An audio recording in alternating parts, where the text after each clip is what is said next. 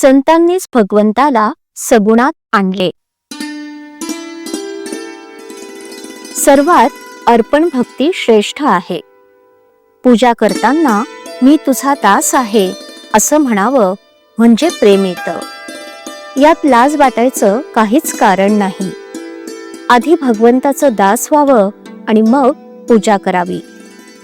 आम्ही इतर कित्येकांचे दास होतो आणि इतक्यांतून उरेल तेव्हा भगवंताचा दास होणार. मग पूजेत अर्पण भक्ती कशी येणार? आपल्याला जे जे आवडतं ते मनाने भगवंताला अर्पण करावं. इथे सर्व काही मनानच करायचं असतं. नुसते शरीराने काबाड कष्ट केले म्हणजे प्रेम येतच असं नाही.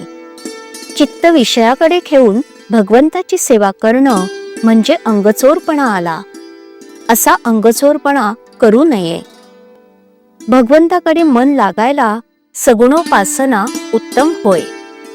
सर्व लोक या ना त्या रूपाने सगुणाचीच उपासना करणारे असतात. ठरलेली वेळ आणि ठरलेले साधन असावे म्हणजे त्यामध्ये प्रेम येते. आपण ज्याची उपासना करतो तो तरी सगुणामध्येच असतो ना, म्हणून त्याला सुद्धा मग ती सवय लागते. आपण ज्या मूर्तीची उपासना करतो त्या मूर्तीमध्ये तेज वाढत असतं. ज्या मूर्तीची उपासना एखाद्या साधूने केलेली असेल त्या मूर्तीमध्ये फार तेज असतं आणि ते पुष्कळ काळ टिकतं. शिवाय ते इतरांनाही उपयोगी पडतं. जगाचं खरं स्वरूप कळण्यासाठी सगुण उपासनाच कारणीभूत आहे. सर्व भोग भोगून काळजी नसणं हे उपासनेचं खरं मर्म आहे. उपासनेचं तेज कसं झळकलं पाहिजे? हे तेज फार विलक्षण असतं. पैशाचं किंवा विद्वत्तेचं तेज तितकं नसतं. ज्याच्या मागे उपासनेचा जोर आहे तोच जगात खरं काम करतो. एक बाई डोळे झाकून बसली म्हणजे तिला एक देवी दिसे. त्या बाईशी देवी बोलत असे आणि प्रपंचातल्या वगैरे सर्व गोष्टी कशा कराव्यात हे सांगत असे. परंतु बाईने ध्यान करणं सोडून दिल्याने तिला देवी दिसणं बंद झालं.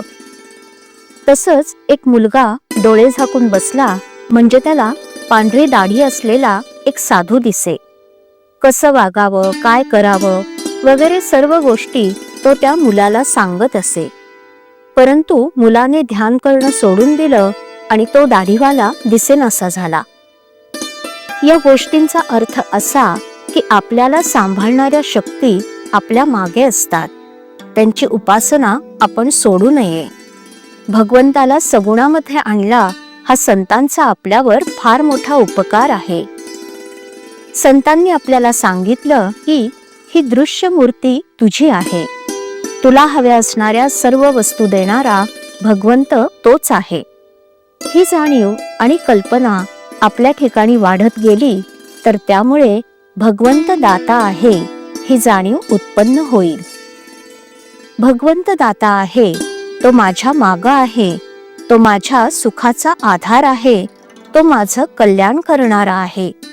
ही जाणीव झाली की जे मिळाले ते भगवंताच्या इच्छेनेच मिळाले ही भावना होऊन आहे त्या परिस्थितीमध्ये समाधान टिकेल. श्रीराम.